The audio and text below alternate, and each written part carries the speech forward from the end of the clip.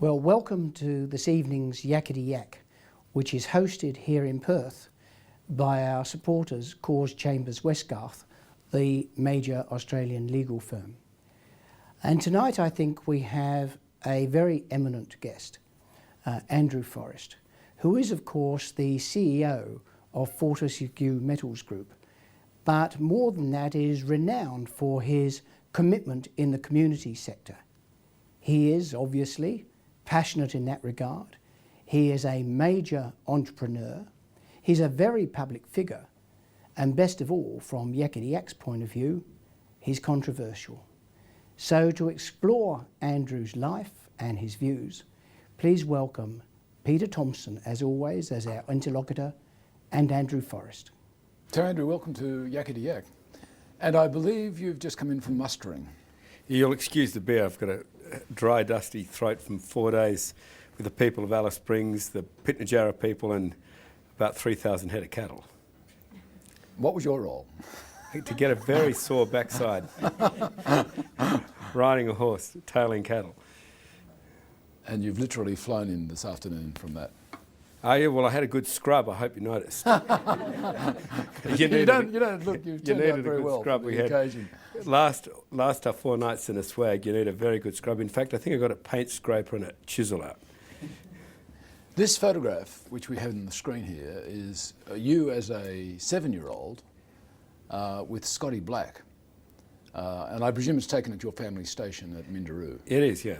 It's a place called Goodingoo Rocks. It's a very sacred place to the Aboriginal people, and it's got a water hole there, and they held a lot of tribal customs and law there, and it's a really wonderful place. He had a big influence on you. Perhaps if I can get you to tell a story, I understand when you were 3 or 2 perhaps, you fell down a cattle grid, and he was the one who found you. Yeah, well, look, Scotty used to tell that story a lot because I was 2 or 3. You know, I still deny it completely. But yeah, look, I was apparently a kid covered in dust and a nappy, and by the time I was finally found, I was covered in dust, nappies, and tears, and I'd wandered off, out the front gate, and lucky enough to not be run over, I think, by a station vehicle, because I can imagine I'd have quickly got camouflaged looking like the dust, and fell down a cattle grid, and I believe I recall these enormous sounds from my earliest childhood, and I was told by Scotty that those sounds were the trucks passing overhead on this cattle grid. Well, that's a good story anyhow. That's right.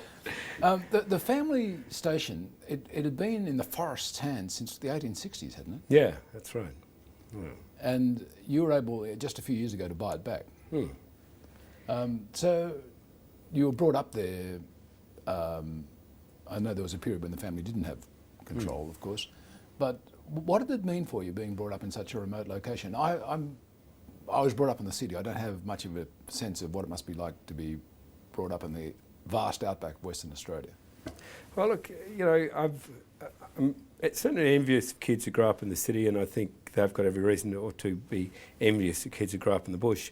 I mean, in the bush you had a real sense of isolation, which, if anything, prized open personalities, which otherwise might have been bent over computers or, other things which are very, distracting in the city. But look, I found the bush to be just a welcoming, beautiful place, and I loved the work. I loved the isolation. I loved horses, sheep, cattle, etc. And there's also, a sense of history. I didn't understand for a long while that Minderoo was just a business like hundreds of thousands of other businesses. For a while there, I thought that there was something unique and special about it because the Aboriginal people used to tell me that, they developed a relationship with my forebears, which went back a long while, and a particular story was when my great grandfather David was driving the first mob of sheep into that region, and first decent-sized mob of sheep, and they came down from northern. I did 35 kilometres in the saddle yesterday, driving a mob of cattle. Probably, as you squiggle around after you might have done 60, but I didn't do 1,600 kilometres, which is what those old boys did, driving this mob of sheep. And there was a fairly hostile mob of Aboriginals from outside our area, which was dominated by the Talangi people. And the Talangi people were friendly to the forests, and they were the people who I ended up growing up with. But as they passed through a group which weren't friendly to anyone, about 150 miles away from the homestead, they were being tailed by this Aboriginal group, and my great-grandfather did everything he could to befriend them, and basically became friends with them, apart from one individual who, when they entered the Talangi area, was being pushed out by the Talangi people. Look, this is our country, this is your, as it was explained to my great-grandfather, that these altercations would start, that look, it's very fine, you follow these white fellas and all these sheep, and they've been feeding you on the way up, but this is our country, so, don't come a lot further. And that evening, this particular Aboriginal person, my great-grandfather was asleep on the ground in his swag like I was last night, and he drove a spear so far through his shoulder, through his chest and through his shoulder, that it jammed into the ground through the swag, and they couldn't get it out because of the barbs on it. So they ended up sawing it off and pushing it all the way through his shoulder. And then he struggled back to Perth to spend 6 months in hospitalisation. So with that kind of history, that kind of endeavour, that never ever give up attitude, and he was basically saved by the Talangi people, who didn't know what had happened until they were alerted 4 or 5 o'clock in the morning, and they helped my great-grandfather get to the nearest transport and back down to Perth. So you kind of felt a real at oneness with the land and with the people, and if they hadn't saved him, well, there'd be no Andrew Forrest. This is speaking a lot of family traditions and family sensibilities, which have sort of passed on through generations. And we should mention your great uncle, John Forrest, who was the first Premier of Western Australia. Did you hear much about him as a kid? Well, look, I was really interested in David because he was my immediate forebear. John, I certainly did. My name is John Andrew Forrest, and I got such flack about it early in the piece that I changed it to Andrew John, but it's still John Andrew on the passport. So if you ring me in a hotel overseas where you've got to have your passport out, you ask for Andrew Forrest, they'll say he's not there, which is really interesting if you're my wife and you know the itinerary. And, so he's not staying at this hotel, madam. Look, I think those boys cast a really long shadow, and if I consider what Uncle John did in his life, to be an explorer, to connect up east to west for the first time overland, to have done the things he did, and then go on to become a statesman and negotiate Western Australia into the Federation and be one of the founding fathers. He was Federal Treasurer for 4 years, wasn't he? Yeah, an acting Prime Minister, and he was and also really wonderful old conceived, guy. or at least sort of pushed through the scheme to build the water pipe to Kalgoorlie. Oh, look, that's a complete fact. He conceived the railway line between the eastern states and the west. He conceived the Fremantle port, and he also got hold of a most brilliant young engineer who was able to devise a way to push water 600 miles up a hill. It was then, I think, for about 70 years, the longest uphill pipeline in the world. Not bad for a little colony. Yeah, and I might say that that engineer was so ridiculed that he took his life, didn't he? Yeah, I think C.Y. O'Connor? Yeah, he had a real impact on me, and it's really. Yeah, I was fascinated by him, fascinated by the fact he's told you absolutely impossible to create a dam at what is now the most beautiful Mundaring Weir. He was told it's completely impossible to pump water up a hill for 600 miles, and You know, I love the fact that John Forrest believed so much in him and backed him completely. That you know, I think those two guys probably did have an impact to think, well, okay, well, if you really believe in something yet you're heavily ridiculed for it, well, just cop it. You know, don't take the mistake which CY did, which is to let it all get to you. You're only on this earth for a really short time. Make the best of that precious time. Enjoy yourself, and you know, cop the challenge of criticism sweet, because CY O'Connor was vindicated completely when they switched that water on. And I understand he was a really, really delightful man, and yet he was accused of corruption and the most dreadful things. Let's talk about your schooling for a minute. We didn't bring it up before, but if we have to. Yeah, it's well, it started with School of the Air, with like a lot of kids in outback Australia, and then, but in primary school you went into town. Well, when we couldn't get a governess, we would go to Onslow Primary, which I just thought was the best fun. Very mixed. Very mixed. Yeah, no, there was about 80% Aboriginal people. 80%. Yeah. So you were in the 20%. We're in the 20%, and then which was really great fun, but rough and tumble. But then my parents wanted to, you know, send me on to a boarding school, but couldn't quite. Mum in particular make the move to send me to Perth, so I got sent to an Aboriginal hostel in Carnarvon, and because I had no problems with the blackfellas in Onslow, they figured he'd have no problem there either, which was perfectly true. I had a great time. Ultimately, you went to Hale in Very ultimately. Perth, and a few things along the way were rather interesting. Like, for example, you developed a stutter. Well, I always had the stutter. You always had the stutter. I always had the stutter, yeah. Grew up with it. It was kind of a King's Speech story, really. Someone decided that they'd help you and offered advice by hypnosis, in this case. Well, a kind of a reverse King's Speech story, yeah. This hypnotist said to my godmother, and I think, you know, it's the last time I believed a snake oil salesman, that, you know, this was, you know, speaking loudly in front of me to my godmother, that this is a very intelligent child. There's something unique about this child, and, you know, 1, 2, maximum 3 lessons, which were quite costly. This kid would be fine, would be speaking fluently forever. Anyway, after about the 9th or 10th lesson, we realised he was a snake oil salesman, and we stopped. Well, something cured you.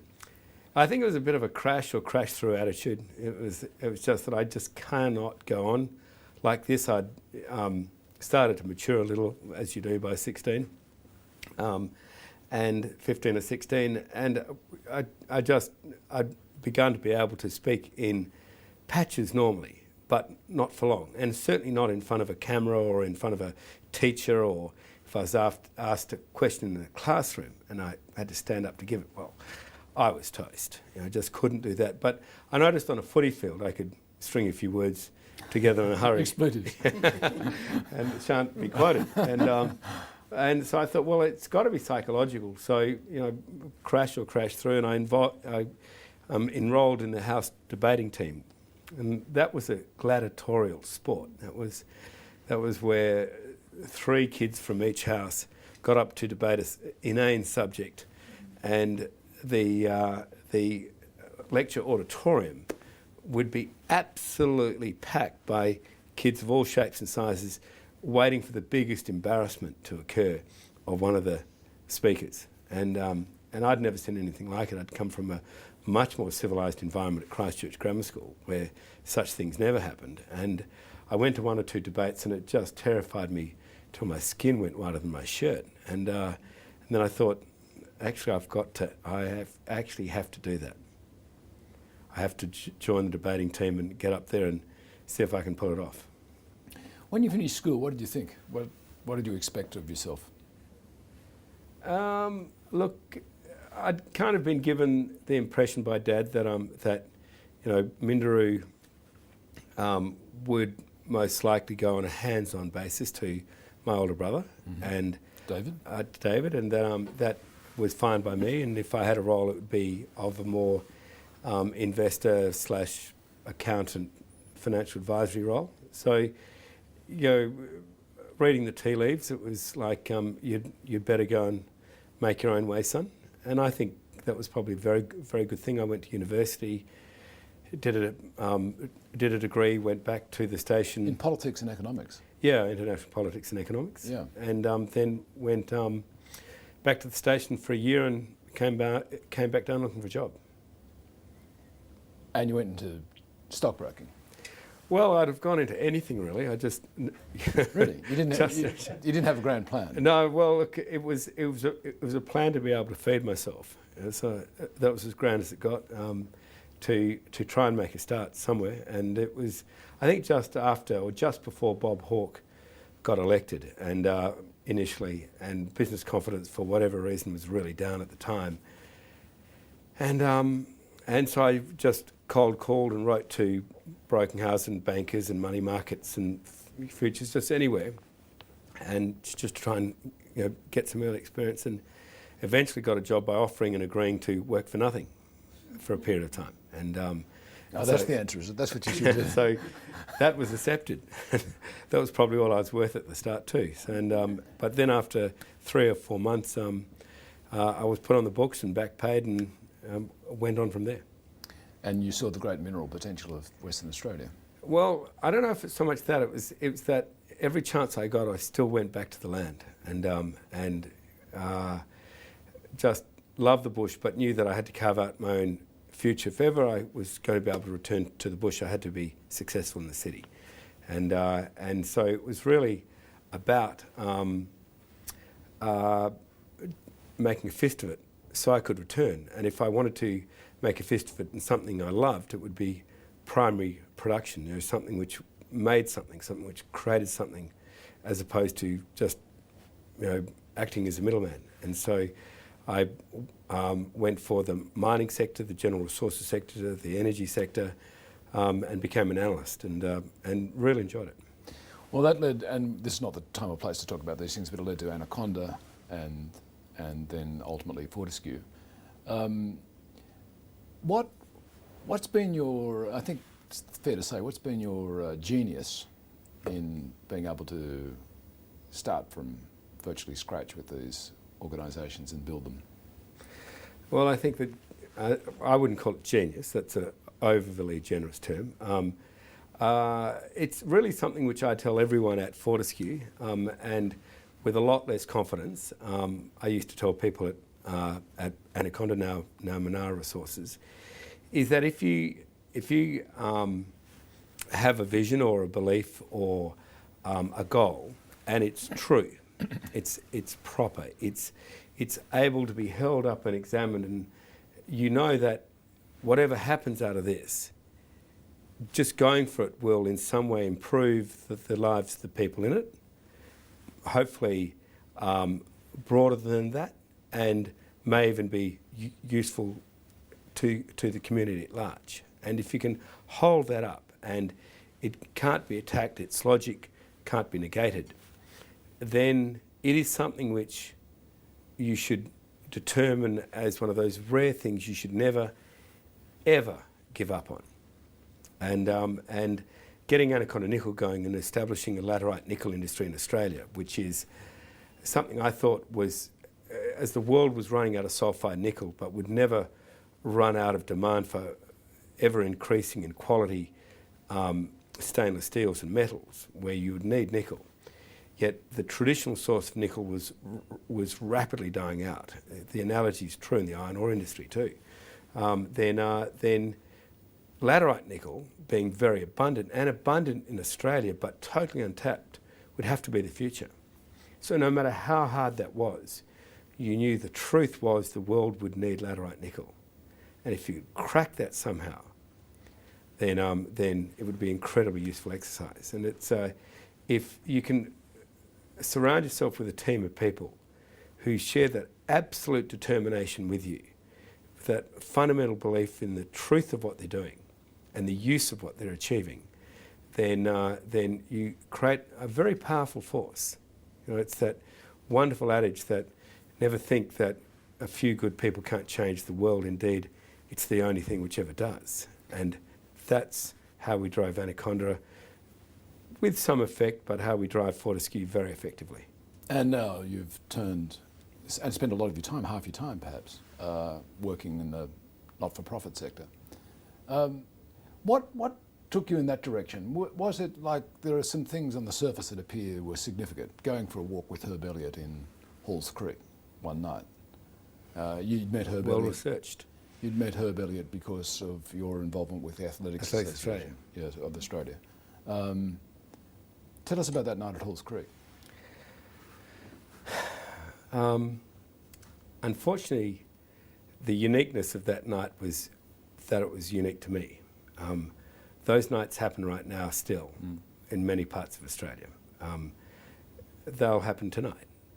But its uniqueness is that growing up with the Talangi Yamaji mob, seeing the effects of welfare really harm them as a people, but not totally demoralise them socially or morally.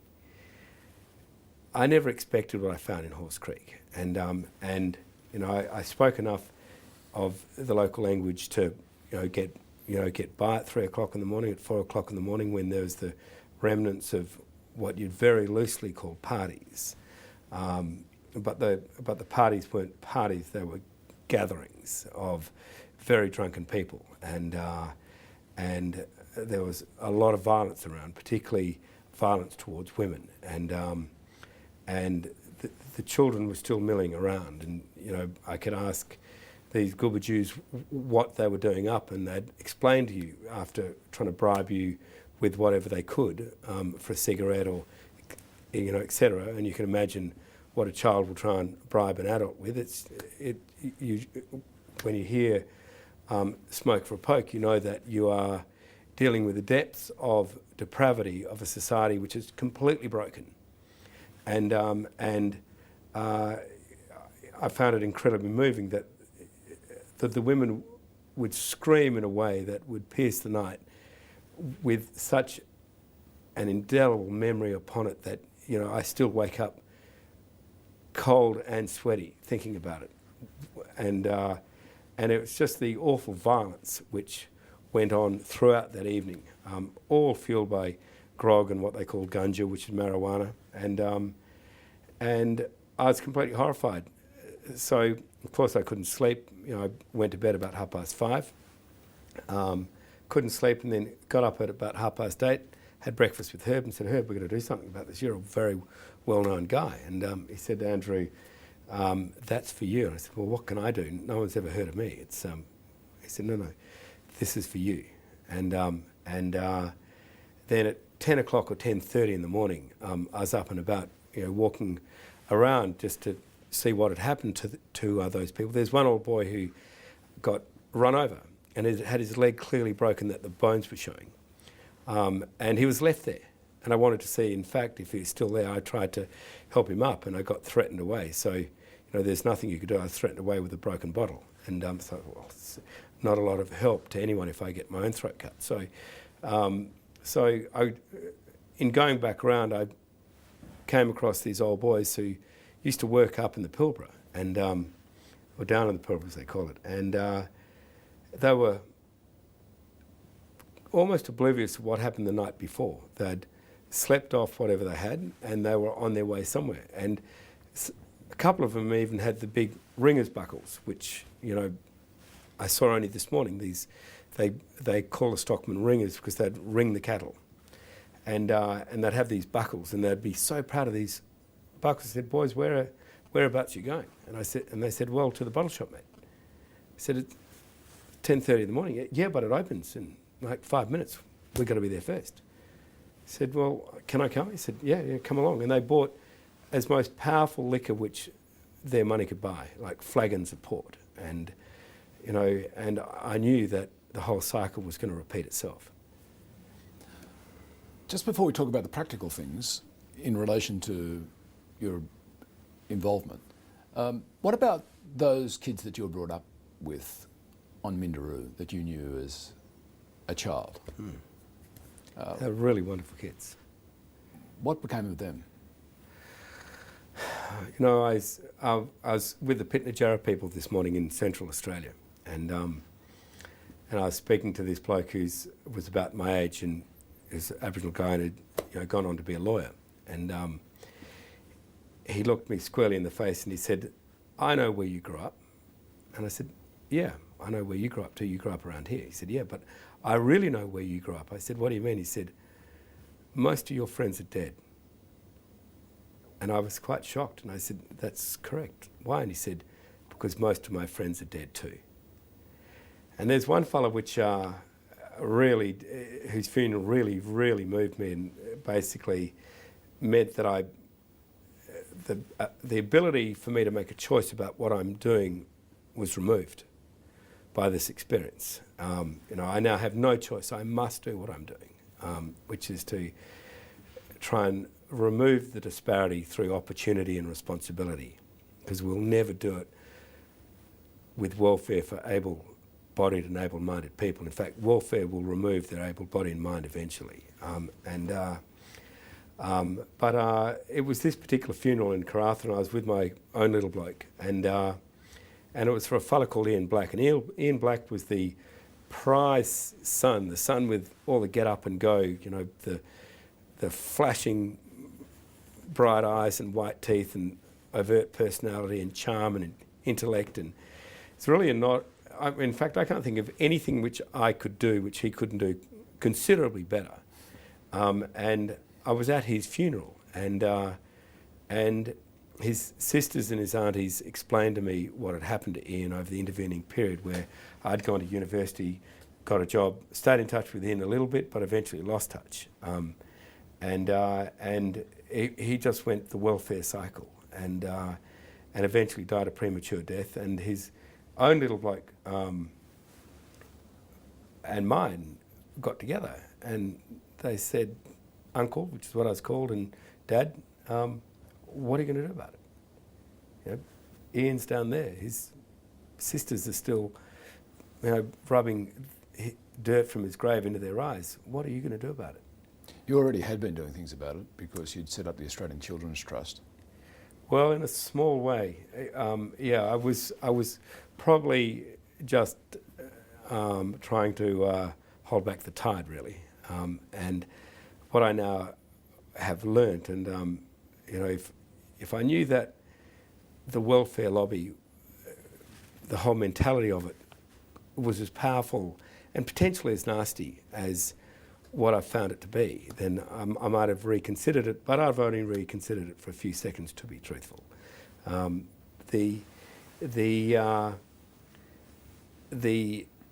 negative power of welfare on Aboriginal people is so intoxicating that it removes, in the finest people, such as the people I met with this morning, their ability to even mentor their kids, where they look at you and say, "We can mentor them into our culture and law, no problem.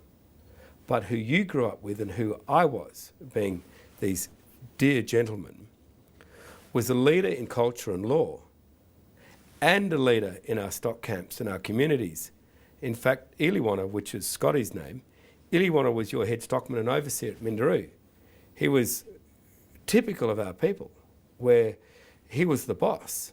He's the boss in law and culture too, but he is also the boss in the Western world. Yet these men and their women, which had such wisdom engraved in their faces from years of grief and poverty, and it's not poverty driven by money, there's no shortage of money. So every do-gooder who's about to reach for a cheque, put it back in your pocket. But there's serious shortage of attitude which drives opportunity connected to responsibility. Let's talk about a couple of the practical things. The Australian Children's Trust both invests in other organisations that are doing things, but it also does some things itself. And one of the things it's been involved in has been Fitzroy Crossing and the men's shed there, which has sort of become quite publicly well known. Just describe that program for a moment. Okay. The Children's Trust set out with everything else I've done, Anaconda Nickel or other companies or Fortescue Metals Group, to create employment opportunities and expectations for local Aboriginal people, to basically pass on a belief which we shared, that Aboriginal people could cut any mustard which a white fella could if given the opportunity and expected of the same responsibility. And so the Children's Trust started in a small way in year 2000, my bride and I. And Nicola's been quite important in this too. she's been very important because you can't do this on your own. I mean, you go and spend your birthdays or your Easters like I just have with the Pitnajara people in some remote communities. If your family and kids aren't into that, well, you know, you're looking at a family breakup, or you do it, or you don't do it. And so they've been critical, you know, but we, you know, we found with what we saw in Carnarvon, what we've seen in Roban, what we saw happening in Onslow, Halls Creek, of course Fitzroy Crossing, that it was the women who, when a society's got to a point which welfare's led them to, and there's clearly no hope, then it's the women, and I've noticed now all around the world actually, it's the women who lead the community out and, if you like, into light again. And it was the women of Fitzroy Crossing who said, now listen, young fella, you can help us. And I said, well, you just tell me how. And they said, give us our men back. You know, our men wake up in the morning now not asking what are they going to have to drink, but asking what are we going to do? Give us our men back. And so we started the men's shed to train those people up, long-term unemployed. You know, everyone's a hero in the job services network for taking qualified Aboriginal people and placing them into another job. It costs the taxpayer a lot of money each time they do that in commission. It's entirely another thing to take the 60-70% who are long-term unemployed and make them highly valued employees. And that was the whole idea of the men's shed. Well, one of the things that Fortescue, the arm of Fortescue called VTech, right, which is vocational training and employment. Yep, has trained people specifically at Fitzroy Crossing. It has, and about 500 people in Port Hedland. And those people are close enough and near enough to take up jobs, I presume. I They assume are. you've had a very good success rate in terms of getting them into jobs. Yeah, no, they are gainfully employed, and their turnover rate is low. But you know, just to give you an example of how wonderful Aboriginal people can be when they do the law and their culture and thrive in Western civilization. And why should Aboriginal people be any different? I often get thrown at me by armchair warriors who haven't been out in the bush. Oh, Andrew, you're an assimilist. You actually want to assimilate Aboriginal people to be like us whitefellas. Well, that's like holding Aboriginal people up as an empty vessel and saying you're not capable, like every other major civilization, to take two cultures. You know, I was having dinner the other night with a Chinese billionaire. He was no less Chinese than any of the Chinese I've met. He was deeply Chinese, all the customs and beliefs and everything, but he was also a billionaire.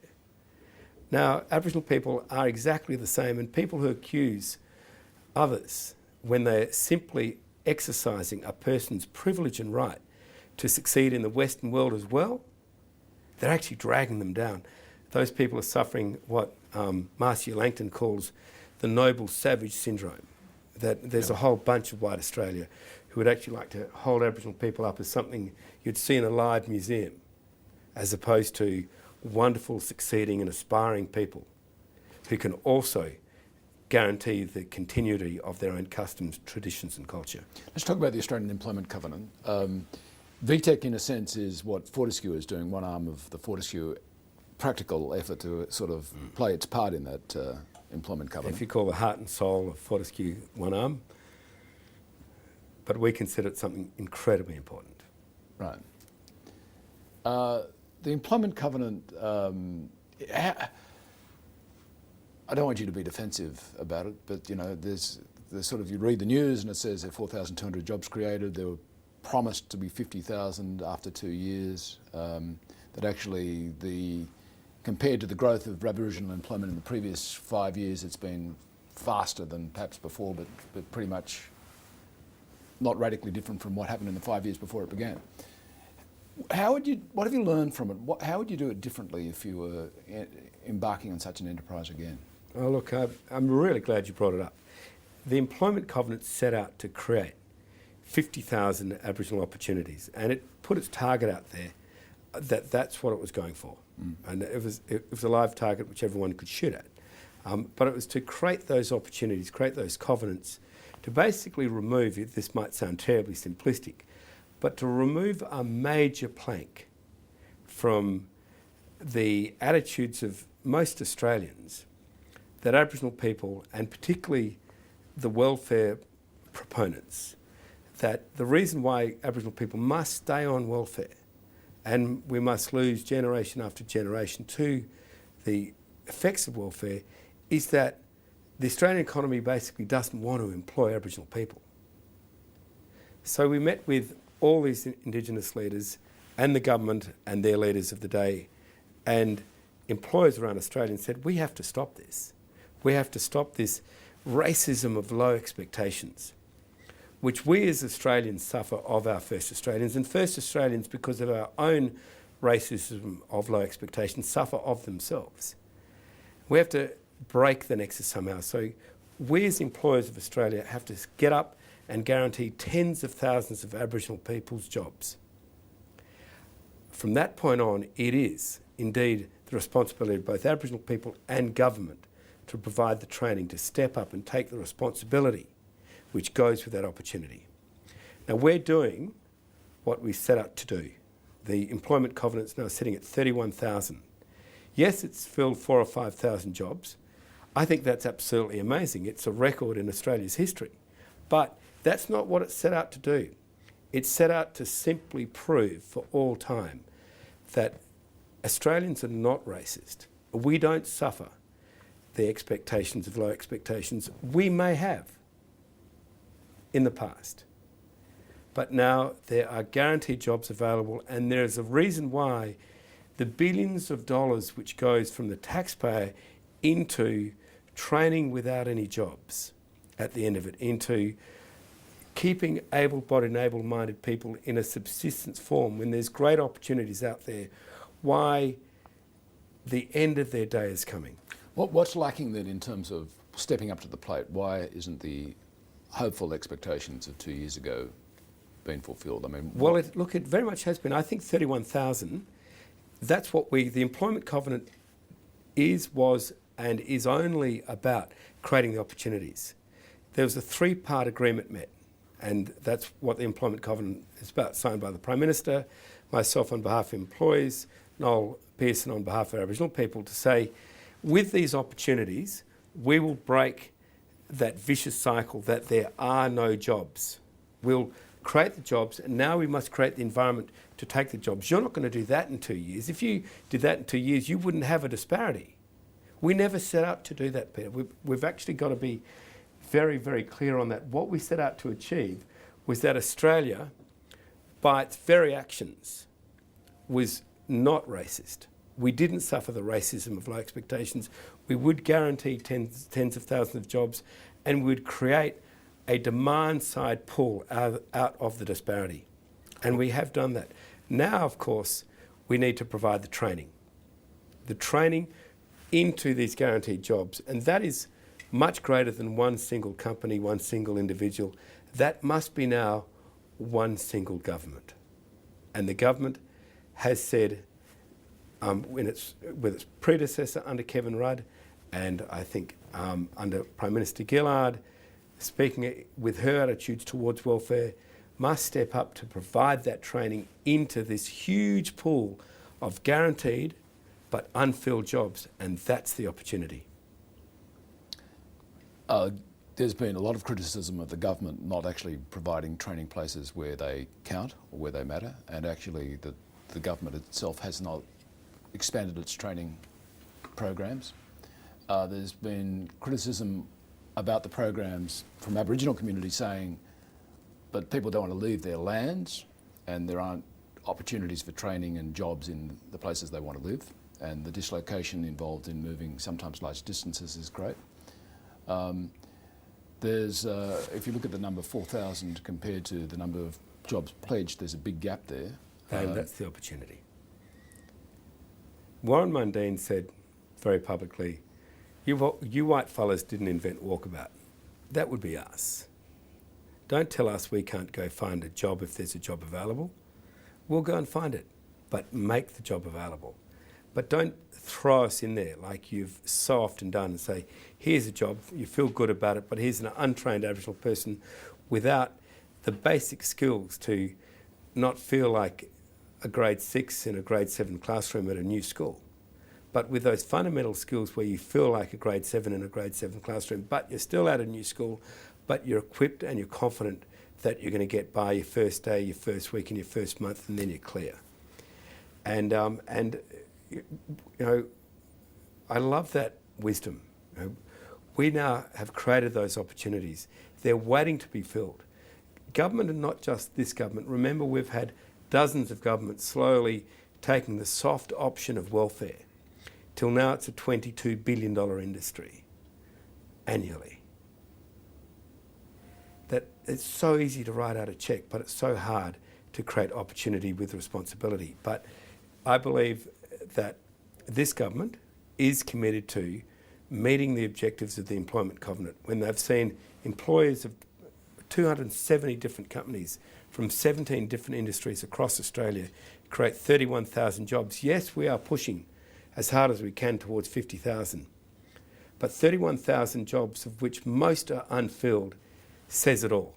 That's the action to prove the words.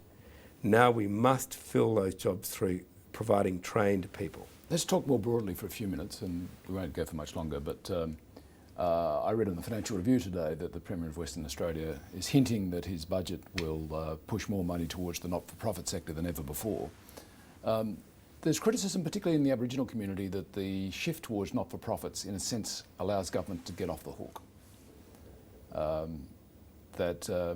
I think of very good things being done, for example, like at Fitzroy Crossing. But it's one example, and there's a nation of need.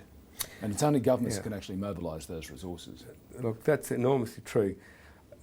Government must back sustainable not-for-profit organisations.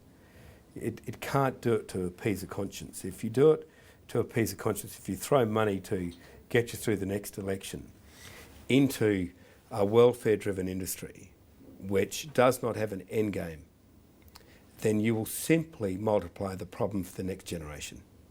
So while I've been on the back of a horse for the last few days and haven't caught up with our erstwhile Premier's comments, if I was asked, which I'm sure I won't be, to provide any counsel, I'd simply say if you're going to do that, then provide it to sustainable ventures which will see people move from needing a fish to having a fishing rod to be able to feed themselves for all time. How do you, in a way, GenerationOne has been part of the answer to this question, which I'm going to ask, but how do you overcome the cynicism in white communities about particularly welfare spending on Aboriginal communities?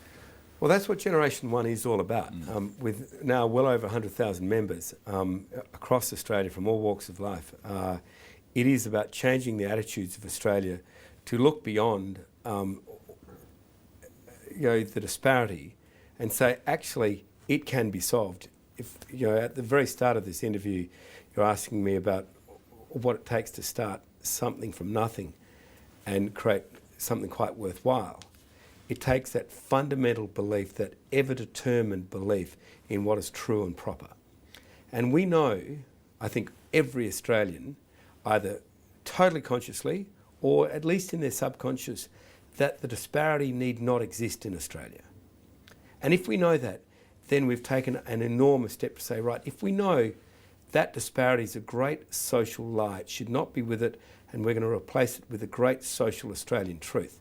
We're going to remove the gap between Australians and our first Australians and do it through the only way it's ever been proved to do so sustainably around the world. This is not just an Australian problem. And that is through creating opportunities and demanding the responsibilities which go with it. and having the complete faith and confidence in our first Australians that they can not only accept that responsibility, but thoroughly succeed in it. Andrew, thank you very much. Thank you very much. Thank you.